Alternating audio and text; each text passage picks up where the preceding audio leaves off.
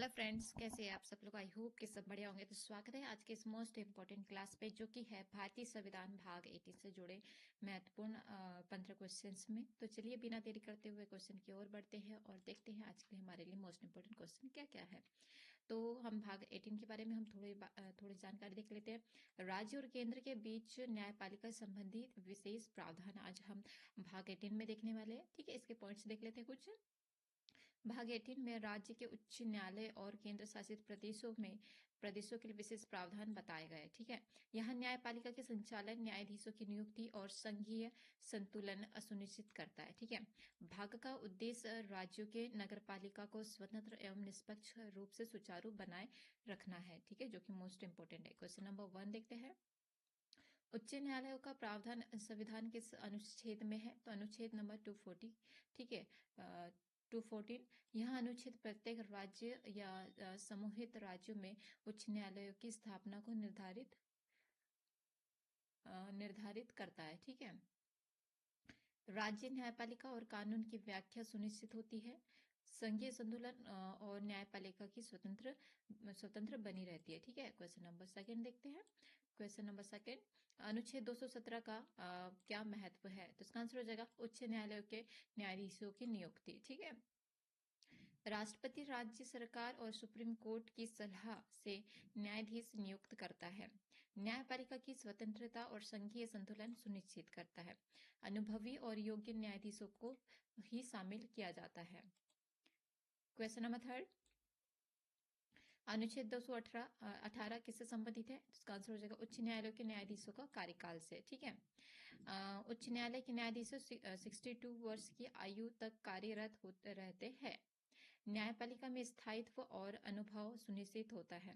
Supreme court और उच्च न्यायालयों के बीच संतुलन बनाए रखने इसकी मोस्ट इंपोर्टेंट रिस्पॉन्सिबिलिटी है। ठीक है,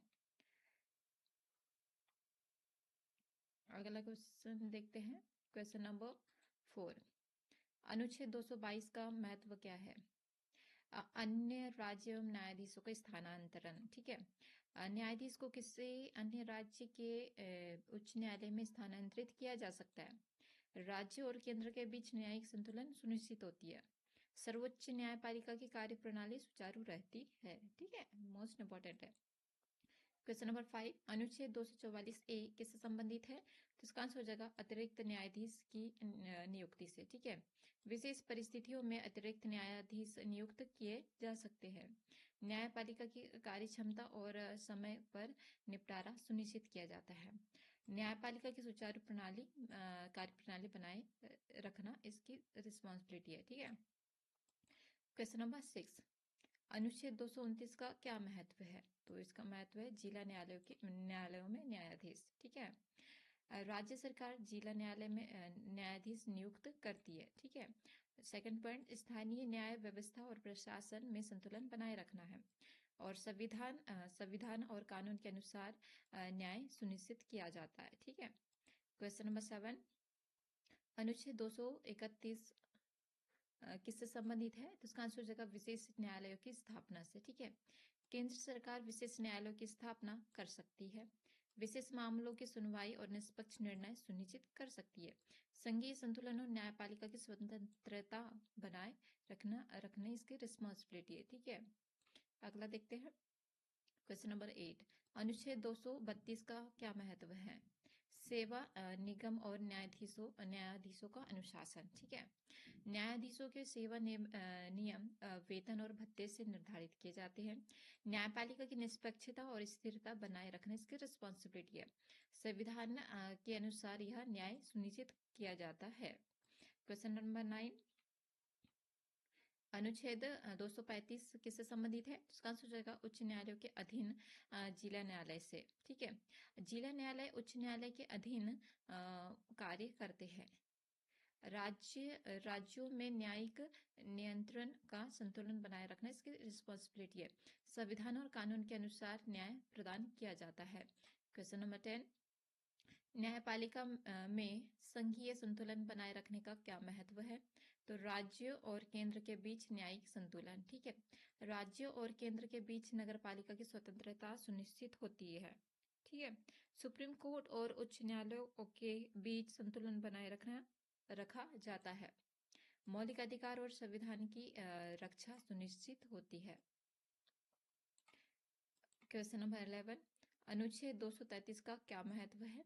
जिला न्यायालय के मुख्य न्यायाधीश की नियुक्ति। ठीक है, राज्य सरकार और उच्च न्यायालय की सलाह से मुख्य न्यायाधीश नियुक्त होते हैं। स्थानीय न्याय व्यवस्था और संघीय संतुलन सुनिश्चित होता है। न्यायपालिका की स्वतंत्रता बनाए रखना इसकी जिम्मेदारी है। क्वेश्चन नंबर 12, अनुच्छेद 234 किससे संबंधित है? तो अतिरिक्त जिला न्यायाधीश की नियुक्ति से। ठीक है, विशेष परिस्थितियों में अतिरिक्त न्यायाधीश नियुक्त किए जा सकते हैं। न्यायपालिका की कार्य क्षमता बढ़ती है।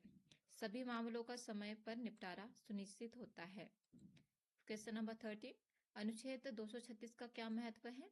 न्यायाधीशों, इसका आंसर हो जाएगा न्यायाधीशों के स्थानांतरण और सेवा नियम से। ठीक है, उच्च न्यायालय और जिला न्यायालय के न्यायाधीशों का अनुशासन सुनिश्चित किया जा सकता है। राज्य और केंद्र के बीच संतुलन बनाए रखना इसकी जिम्मेदारी है। न्यायपालिका की स्वतंत्रता और निष्पक्षता सुनिश्चित की जा सकती है। क्वेश्चन नंबर 14, अनुच्छेद 237 किससे संबंधित है? तो इसका आंसर हो जाएगा न्यायाधीश के वेतन और भत्ते से। ठीक है, न्यायाधीशों की आर्थिक स्वतंत्रता सुनिश्चित की जा सकती है। न्यायपालिका की निष्पक्षता और स्थिरता बनाए रखना है।